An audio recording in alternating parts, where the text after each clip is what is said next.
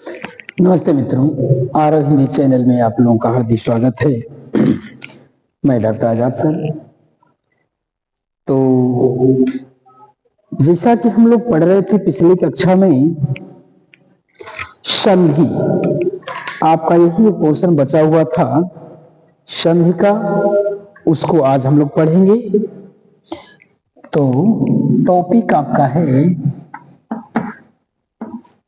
संधि का।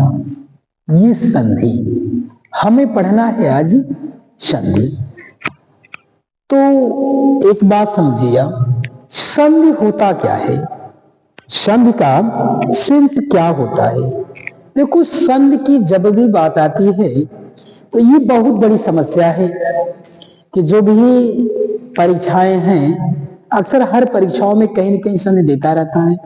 दूसरी बात कहता है कि किसी भी अर्थ को निकालने के लिए, वाक्यांश के किसी भी अर्थ को जानने के लिए, उसके अर्थ को निकालने के लिए हमें हमेशा संधि और समास की आवश्यकता पड़ती है।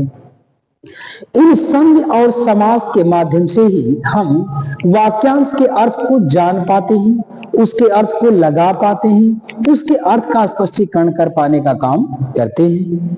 तो आज हम लोग पढ़ने का काम करेंगे कि संधि किसे कहते हैं। तो संधि का मतलब ये कहता है, देखो संधि में होता क्या है, या संधि में होता है, संधि का अर्थ है मेल। पहली बात कहता है संधि का मतलब है मेल या मिलना। संधि का अर्थ है जोड़ या जोड़ना। संधि का अर्थ है मेल या मिलना। संधि का सेंस होता है जुड़ना या जोड़। संधि का अर्थ है समझौता।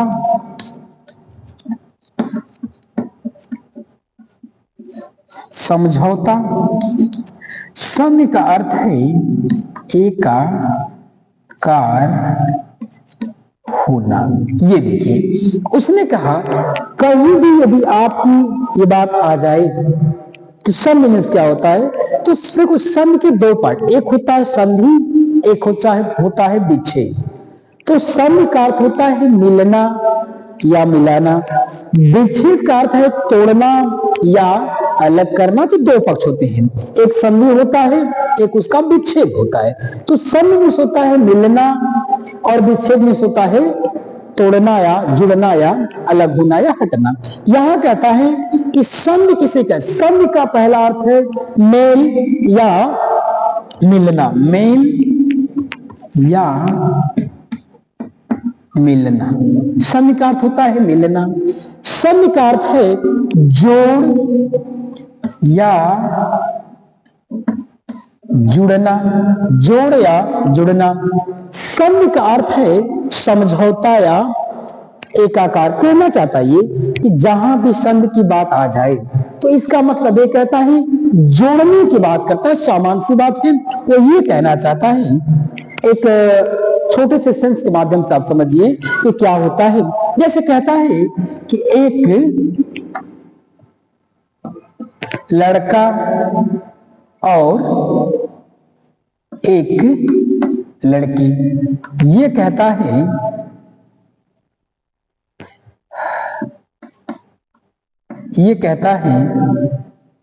एक लड़का और एक लड़की। देखिए चीजों को समझिएगा कि आखिरकार मेल कैसे होता है, जुड़ाव कैसे होने का काम करता है, जुड़ने का काम कैसे करता है। कहता है, देखो एक बात और समझिए कि संधि में ये कहता है, संधि में भी संधि है। ये कहता है समधि, जब इसको मिलाएंगे तो होगा संधि। इसमें विसर्ग संधि होता है। तो ये होता है ऐसे। अब कहता है आखिरकार ये मिले कैसे। जैसे दो लोगों का जो संबंध है, दो लोग हैं, यदि दोनों लोग आपस में जुड़ गए तो संधि हो गया। दो लोग यदि आपस में जुड़ने के बाद टूट गए तो वह क्या हो गया, विच्छेद होने का काम किया। तो यहां ये कहता है कि एक लड़की, ये है लड़की और ये है लड़का, एक लड़की और एक लड़का है। तो संधि में हमेशा कहता है कि चीजों को जोड़ने का काम किया जाता है। जुड़ता कैसे है? जैसे कहता है कि जब एक प्रेमी और एक प्रेमिका, यानी एक लड़की और एक लड़का, जब दोनों एक दूसरे को चाहने का काम किए, जब दोनों एक दूसरे को चाहने का काम किए, या 4 मिले 64 खिले, यानी निगाहें जब 4 हुई तो 64 खिलने का काम किए, 64 खिलने का काम किए। कहता है वहां क्या हुआ?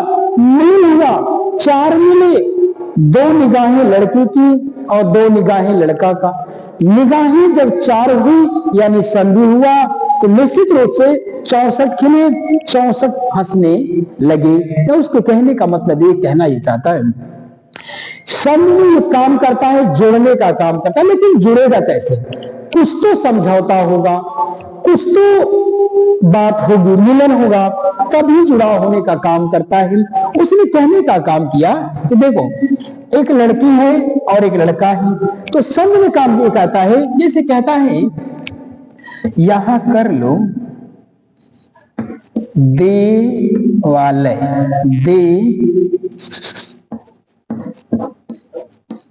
देवधन आलय। देखिए जुड़ेगा कैसे, ये जोड़ता कैसे? देवधन आलय।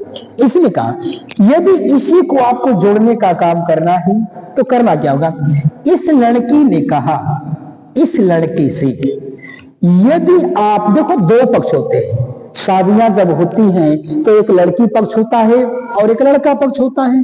दोनों पक्षों में जब बात होती है, कहता है इन दोनों का जुड़ा तो था पहले, अब कहा 2 परिवार को अगर जोड़ना है तो 2 परिवार को जोड़ने को उसने कहा, इस लड़की ने कहा यदि आप पहले जो कुछ मेरे परिवार वालों ने आपके साथ किया, उन्होंने आपको क्या कहा क्या नहीं कहा, जो भी चीजें आई, यदि आप पहले की चीजों को छोड़ देंगे, यदि आप पहले की चीजों को छोड़ देंगे तो हम आने वाली पारिवारिक जो भी बाधाएं हैं उन बाधाओं को मैं छोड़ देने का काम करूंगी और आपसे जुड़ जाने का काम करूंगी, आपसे एकाकार हो जाने का काम मैं करूंगी। तो उसने कहा यदि आप पहले की चीजों को छोड़ेंगे तो, यदि आप बाद की चीजों को छोड़ते हैं तो हम आने वाले जो भी चीजें हैं पहले की चीजों को मैं छोड़ देने का काम करूंगा। यानी आपके साथ जो कुछ हुआ यदि उन सारी बातों को विसार देंगे, भुला देंगे, तो मैं आने वाली जो भी बाधा होगी, जो भी विघ्न होगा, उन विघ्न और बाधाओं को हम क्या करेंगे? छोड़ देने का काम करेंगे और आपसे एकाकार हो जाने का काम करेंगे। तो एकाकार में कहता है कि आप पहले बाद की चीजों को छोड़िए तो मैं पहले की चीजों को छोड़ दूंगा। उसने कहा जैसे इस देवालय में समझ लिया, देवधन आलय कहता है, इसमें पहले अगर छोड़ने की बात कहता है तो एक बात तो निश्चित है, एक बात वह निश्चित करने का काम करता है, वह ये कहता है कि देव इसमें छुपा है आपका अ, कि लड़का ने छोड़ा यहां से अ और लड़की ने छोड़ा यहां से आ। अब दोनों को जब आप जोड़ने का काम करोगे तो बनाएगा ये आरुल भी यही कहता है। और आ का मतलब क्या है? ये एक प्रकार की मात्रा बना रही है, ये है जुड़ना। अब कहता है आप चीजों को ये समझिए कि संघ के जो प्रकार हैं, कहता है सबसे पहली बात है कि संघ के कितने प्रकार होते हैं। यहां करिए संघ के प्रकार, ये कहता है कि संघ के कितने प्रकार हैं। सबसे पहले तो इसको आप समझिए। तो कहता है यदि आपसे कभी पूछ दे कि संघ कितने प्रकार के होते हैं या संधियां कितने, देखो बहुत से बच्चे ऐसे हैं जानते हैं सबको, लेकिन ये स्पष्ट नहीं कर पाते हैं ये कौन सी संधि है, ये कौन सी संधि है, ये मूल संधि है कि उसके भेद हैं। जैसे बहुत से बच्चों को अगर आप पूछेंगे कि संधि किसे, संधि कौन कौन से हैं, तो कोई 4 बताएगा, कोई 3 बताएगा, कोई 5 बताएगा, कोई 6 बताएगा, लेकिन बताएंगे। कुछ लोग तो 8 भी बता देने का काम करते हैं। देखो होता क्या है, मूल रूप से संधि के कितने प्रकार होते हैं और इसके बाद संधि के भेद होते हैं। तो कुछ बच्चे ऐसे हैं कि भेद और मूल में अंतर नहीं कर पाते हैं और बता देने का काम करते हैं।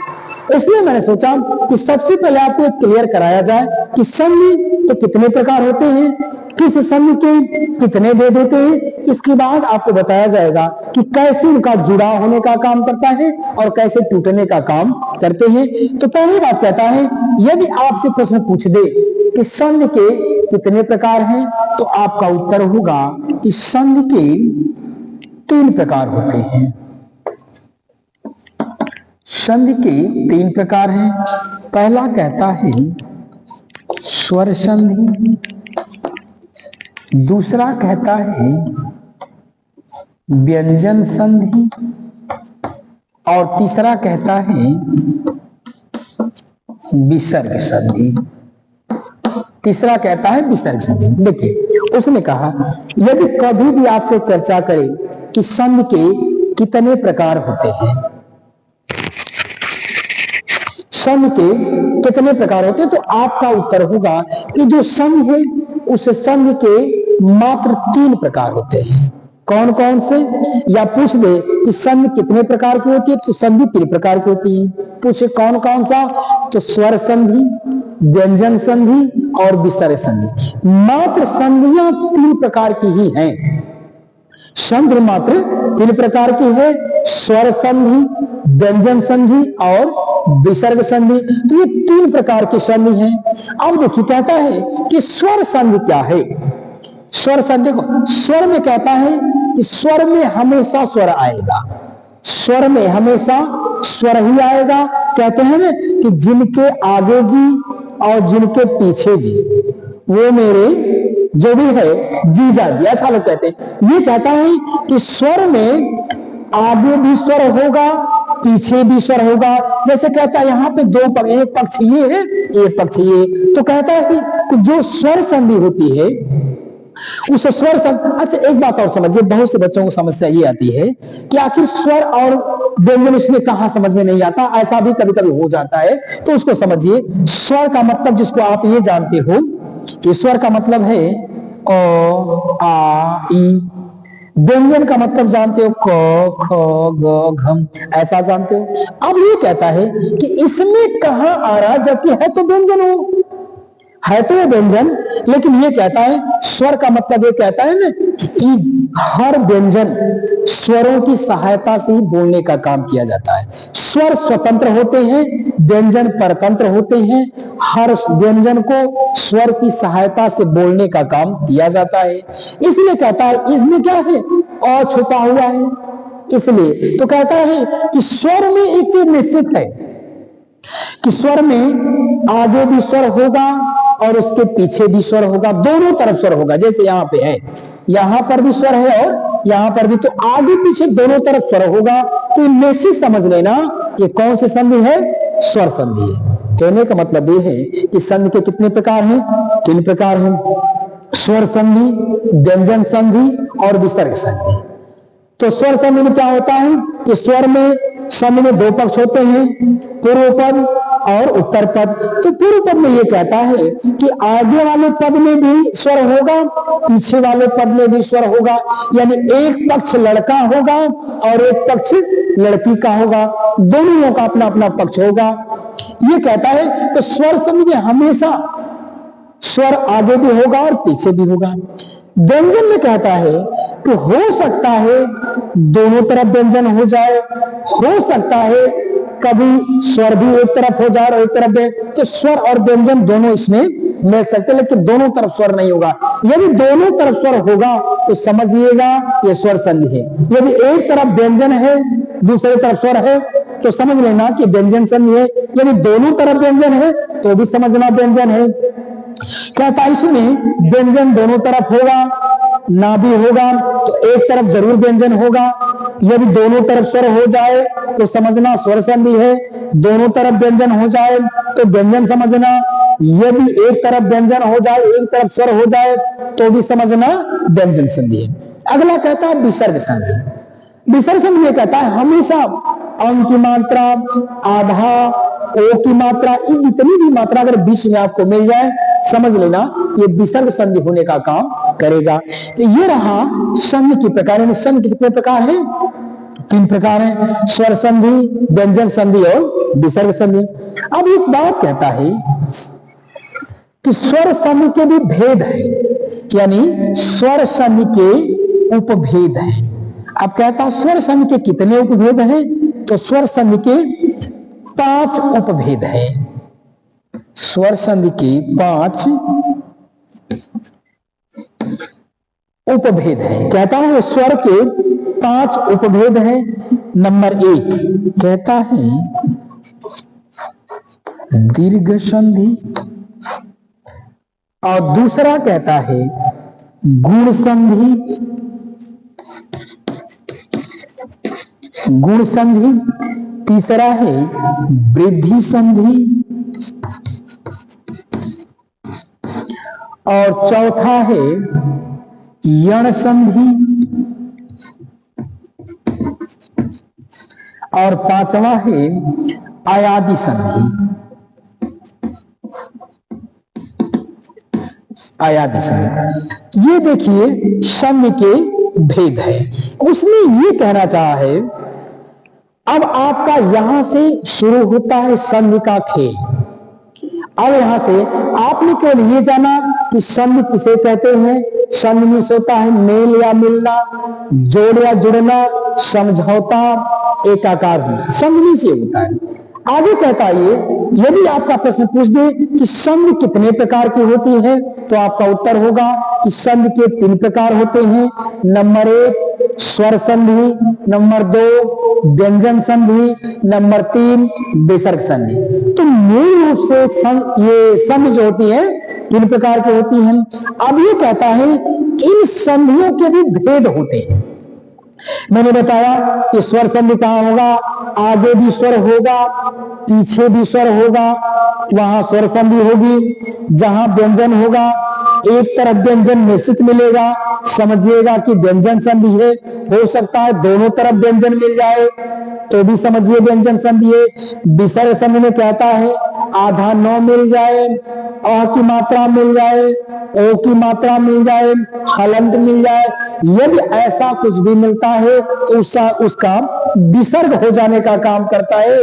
इसलिए या विसर्ग कोई र मिल जाए, ऐसा अगर मिलता है तो समझ लेना ये क्या है, विसर्ग संधि होने का काम करता है।